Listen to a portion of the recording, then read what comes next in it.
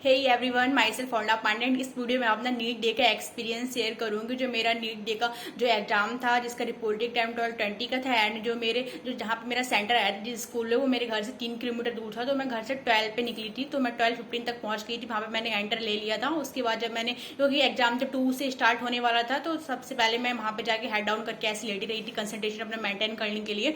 जैसे ही मतलब 1:45 हो जाए, तो 1:45 से मैम ने बोला था, मतलब जो भी उसका OMR सीट है जिसमें उसमें नेम वगैरह रोल नंबर वगैरह फिल करने को होता है, तो वो फिल कर लीजिएगा। तो मैंने मतलब पहले तो वो फिल कर लिया गया था। जैसे तो 2 बजते हैं तो वो मतलब ओपन करने के लिए बोलते हैं पेपर को, तो पेपर को ओपन के सबसे पहले मैं फिजिक्स ही अटेम्प्ट करती हूँ। तो फिजिक्स में जैसे मैंने स्टार्टिंग जो क्वेश्चन थे मेरे पेपर में, ऐसा हुआ था ना, जो स्टार्टिंग क्वेश्चन थे वही थोड़े से टिपिकल थे। तो जो स्टार्टिंग में 4-5 क्वेश्चन थे वो मुझसे बने ही नहीं थे। तो स्टार्टिंग में जो भी मतलब जितने भी क्वेश्चन थे वो 4-5, तो मैंने सोचा था कि पहले जितना एक बार में पेपर आएगा उतना मैं सारा कर लूंगी, फिर उसके बाद जितना भी बचता है तो सभी पे फर्स्ट टाइम में सभी पे सर्कल करके जो बाद में बचेगा वो बाद में कर लूंगी। तो स्टार्टिंग मेरे जो 4-5 क्वेश्चन थे वो मतलब इतनी मैं सिली कैलकुलेशन मिस्टेक कर रही थी, पता नहीं मेरा कंसंट्रेशन मेंटेन नहीं हो रहा था। स्टार्टिंग में क्या था कि मेरा स्टार्टिंग में मतलब वो 4-5 क्वेश्चन मुझे लगातार बने ही नहीं फिजिक्स के। फिर उसके बाद फिर मैंने जैसे फिजिक्स का जितना आया फिर मैंने उतना कर लिया, क्योंकि स्टार्टिंग के 4-5 क्वेश्चन छोड़ के फिर बन गए थे सारे।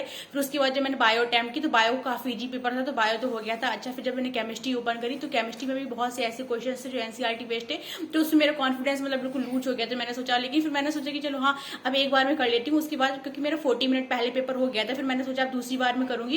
तो दूसरी बार में जो भी क्वेश्चन मैंने पहली बार में सर्कल करके रखे थे, फिर दूसरी बार में जब मैंने फिजिक्स का पेपर खोला था तो जो भी स्टार्टिंग में क्वेश्चन में बहुत ही मतलब सिली मिस्टेक कर रही थी कैलकुलेशन में, तो मतलब जब मैंने सेकंड टाइम वो सॉल्व करे तो वो जो स्टार्टिंग जितने भी मैंने क्वेश्चन छोड़े थे 4-5 वो सारे सॉल्व हो गए थे। और फिर मैंने बायो मतलब फिर मैंने सोचा अब पेपर ठीक ठाक हो गया है, मतलब अच्छा ठीक हो गया है। फिर उसके बाद मैंने सोचा अब थोड़ा सा रिस्की मतलब थोड़े से 1-2 क्वेश्चन ऐसे से जिसमें मेरे थोड़ा सा डाउट था, तो उन क्वेश्चन पे भी मैंने लास्ट में, क्योंकि जब सारा पेपर हो गया तो उसके बाद मैंने सोचा अब इनको भी कर देती हूँ, सही होगा तो ठीक है, वरना इतना तो हो गया है कि हाँ ठीक ठाक मार्क्स आ जाएंगे। फिर लास्ट में मैंने वो भी क्वेश्चन ऐसे 2-4 कर दिए जिनमें मेरे को थोड़े का मतलब डाउट था उन क्वेश्चंस को। फिर मैं जब घर आई तो मुझे ऐसा लग रहा था, डर था कि क्योंकि ज्यादा क्वेश्चंस कहीं गलत ना हो जाए, तो कोई निगेटिव मार्किंग में कहीं मतलब 600 के आसपास ना मार्क्स रह जाए।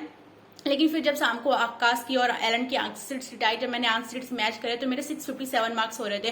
लेकिन बट जब OMR शीट जो NTA ने ऑफिशियल अपनी रिलीज करी थी तो उससे मेरे 648 मार्क्स बन रहे थे। मैंने कुछ क्वेश्चंस में जो पेपर में टिक करके रखे थे पर उनको मैंने OMR में फिल करना भूल ही गई थी।